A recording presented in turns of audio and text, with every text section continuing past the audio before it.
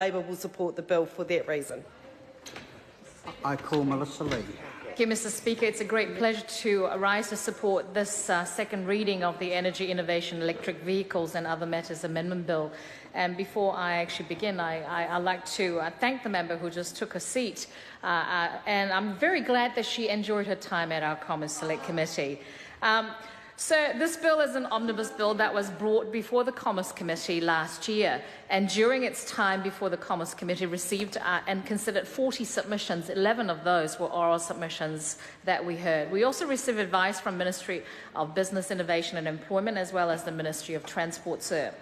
This bill proposes to expand the ability of ECA, the Energy Efficiency and Conservation Authority, to use its existing levies for wider purposes. The bill also provides incentives and encouragement for the greater uptake of electric vehicles used through road exemption charges and clarifying the bylaws that are relevant to electric vehicle usage in our towns and our cities.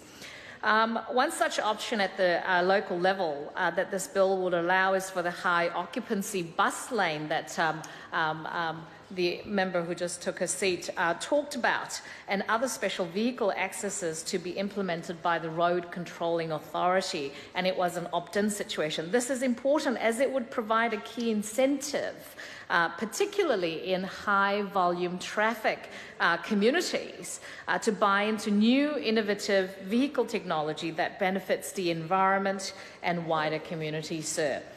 We also recommended that a new clause be inserted into the bill to allow vehicle surveillance equipment on our roads and highways to be used to track unauthorized use of special vehicle lanes. And as Dr.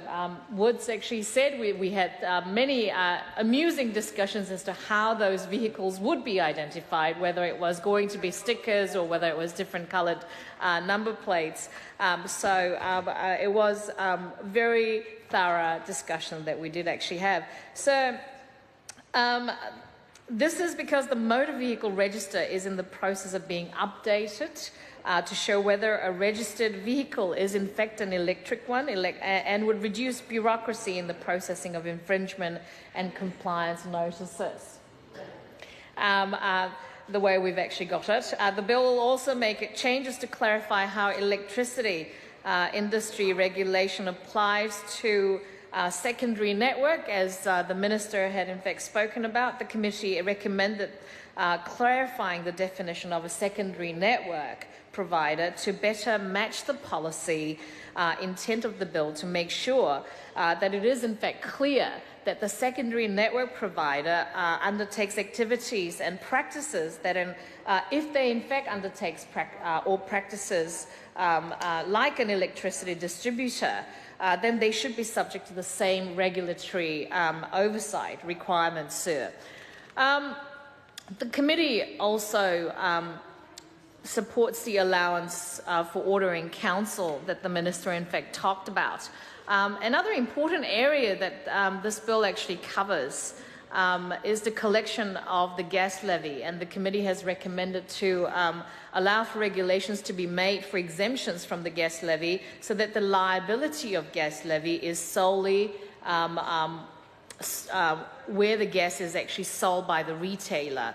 That's where the collection is. This would make it clearer as to who is in fact liable for the levy, increase the transparency, and not require a complete restructure of the levy liability rules, sir.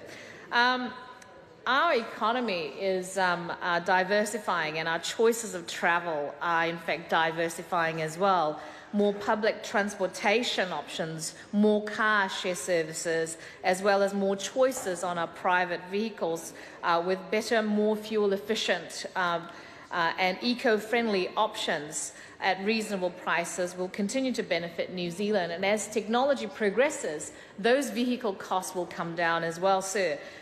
We are an innovative country with leading science and R&D industries, and energy innovation amendment bill like this one will continue to see our country embrace greater opportunities for New Zealanders, sir. And I commend the work of the former Minister of Energy, Mr Bridges, and also current Minister, Ms Collins, for bringing this bill to the House, and I commend the bill, sir. I call Claire Curran. Thank you, Mr Speaker.